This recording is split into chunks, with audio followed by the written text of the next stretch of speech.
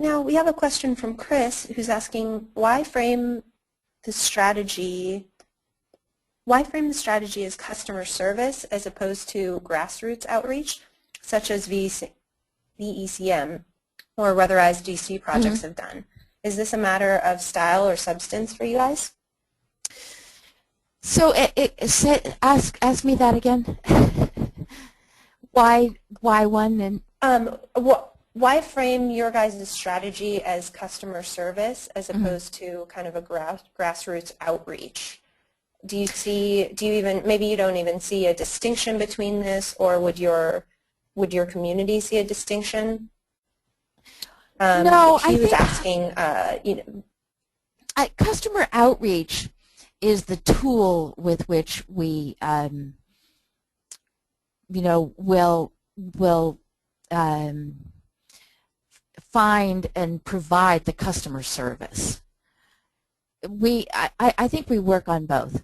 We work on customer outreach with this, as I say, neighbor to neighbor philosophy. And once we get those people involved and we convince them of something that's been hard to convince them of, we have to provide particularly strong customer service. And it has to be that kind of wraparound service or a one-stop shop. The technology and the science of efficiency upgrades is confusing, and it really helps if you can be in the basement with them explaining that if you put some air sealing along this joint, you'll make a huge difference to their home, instead of, we're going to reduce the BTUs and the energy loss. If we can sit down with them and show the results of a loan as being not an extra burden but an ultimate savings in their budget, that's customer service that we have accomplished through our process of neighbor-to-neighbor communication rather than waiting for them to come to us.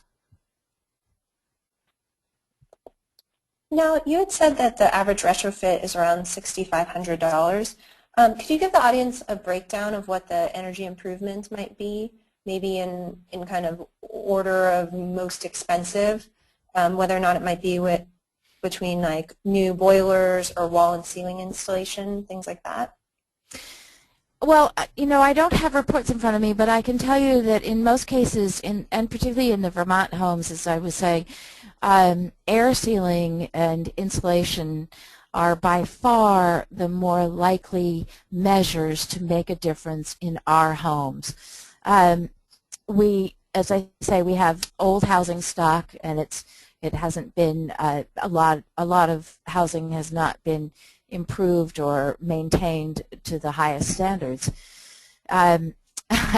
We have one customer who had an old farmhouse, and she just kept thinking there wasn't anything anybody could do, and they'd done everything that could be done to their home. They had insulation. I think they'd even done new windows, and there wasn't any point in having an audit. So she had an audit because she's in the business and had to be able to say she'd had one. And when they came back after the blower door test, they told her she was basically living in a three-sided house. And when they finished the improvements, and it was air sealing and insulation for the most part, which is not sexy, it's not what everybody wishes. Everybody here still thinks that it's all about changing windows. But most of the cost is involved in those two measures, and significant savings result from them.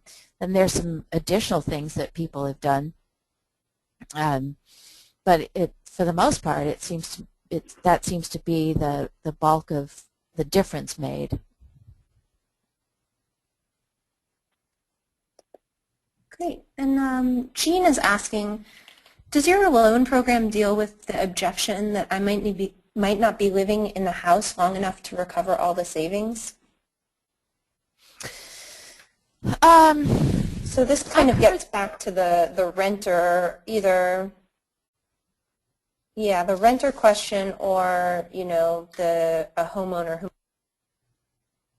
Yeah, you know, I'm told, and I don't think that we have statistical evidence to this effect, but I'm told that already appraisers are making note and therefore making some additional value, putting additional value on a household that has been improved, that has had the efficiency upgrades.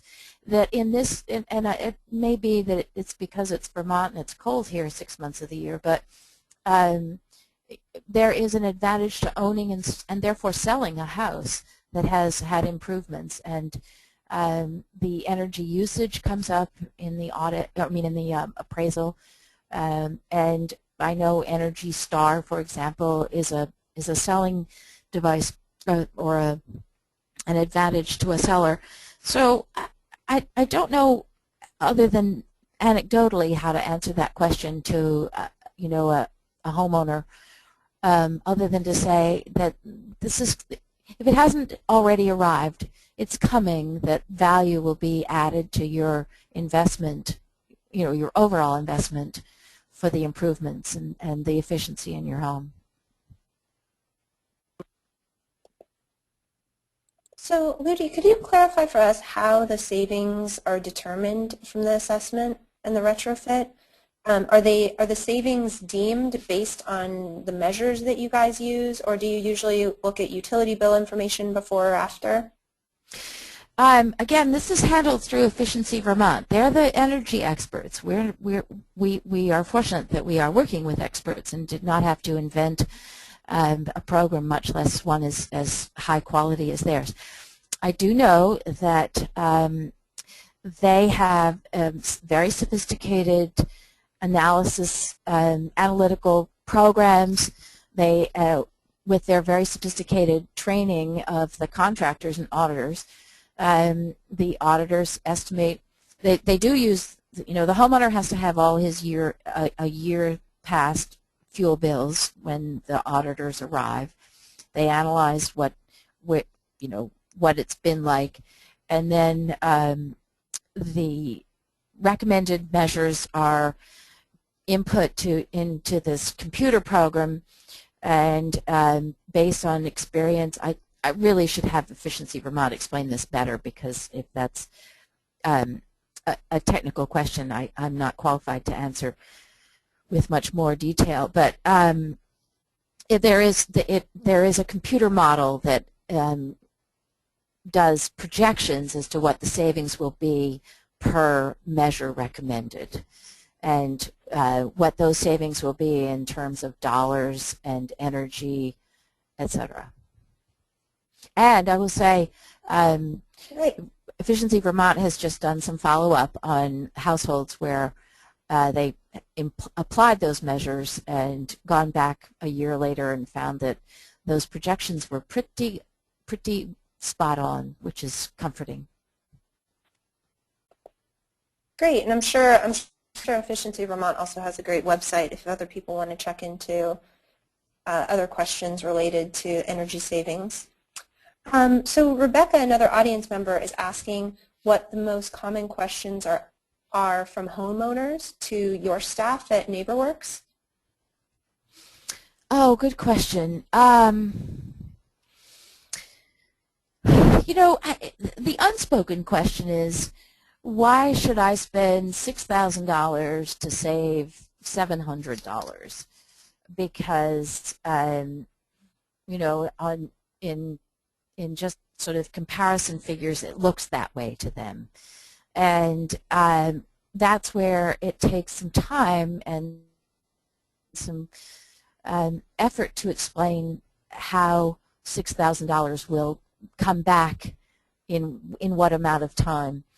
I think that's the hardest thing, and in some ways it's an unspoken question, except for those who are very flat-footed and ask it that way. I think the questions on their mind, you know, as a homeowner, is how the hell am I going to get this done? I'd love to get, you know, we had so many people say, when we call them in Shrewsbury, oh, I've been meaning to do this for such a long time. I just didn't know where to start. And that's not without lots of information out there as to where indeed they would start. It's that they just ask that question, how do I get this done? And the three barriers, you know, they probably move around, but I don't know what to do, I don't know how I'll pay for it, and I don't know how I'll get, you know, practically speaking, I'm never home, I don't know how I'll get the work done.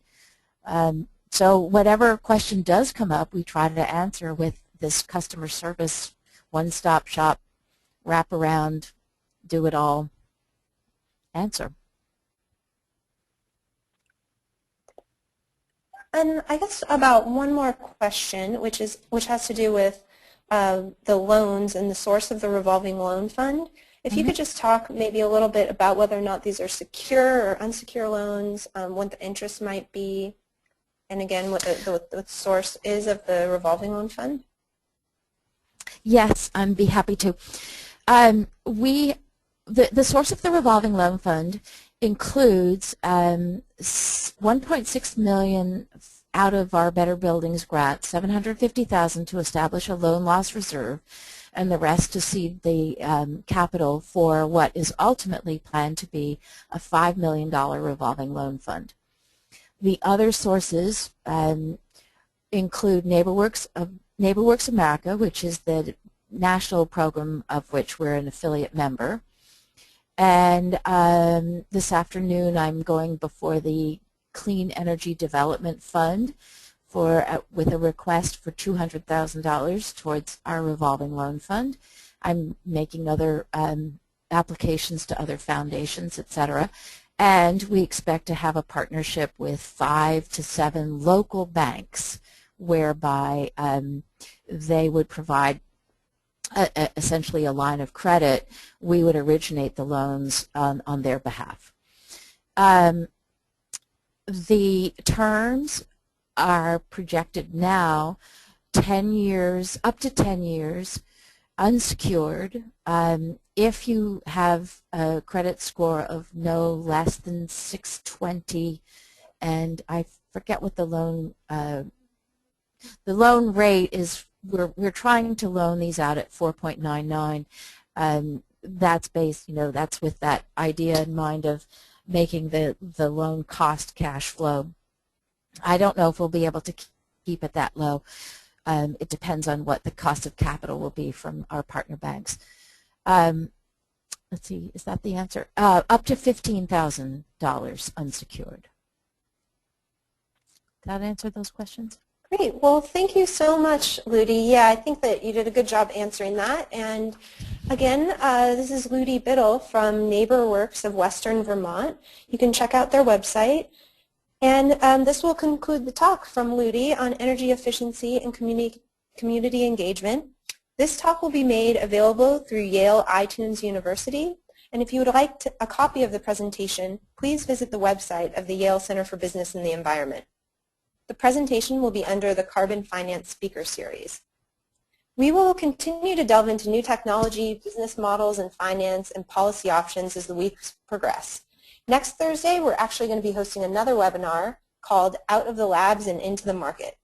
We're going to hear from Wendelin Holland, Senior Advisor for Commercialization and Deployment at the U.S. Department of Energy's Office of Energy Efficiency and Renewable Energy.